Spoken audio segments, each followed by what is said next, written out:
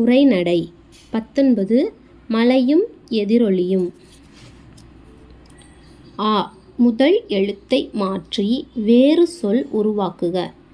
மலை, கலை, சிலை. நன்மை, பன்மை, தன்மை. வண்ணம், எண்ணம், திண்ணம். இரண்டாம் எழுத்தை நீக்கி புதிய சொல் உருவாக்குக. கடல், கல். விந்தை, விதை. பாலகன், பாகன். வினா விடை.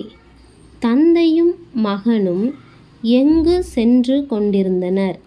தந்தையும் மகனும் மலைப்பகுதியில் நடந்து சென்று கொண்டிருந்தனர்.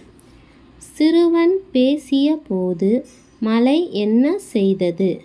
சிறுவன் பேசிய போது மலை அதே வார்த்தைகளை எதிரொலித்தது. 3. சிறுவன் நான் அன்பு கொண்டவன் என்று சொல்லியிருந்தால் மலை என்ன சொல்லியிருக்கும்? சிறுவன் நான் அன்பு கொண்டவன் என்று சொல்லியிருந்தால் மலையும் நான் அன்பு கொண்டவன் என்று சொல்லியிருக்கும். 4. இக்கதையின் மூலம் தந்தை மகனுக்கு கூறிய செய்தி யாது?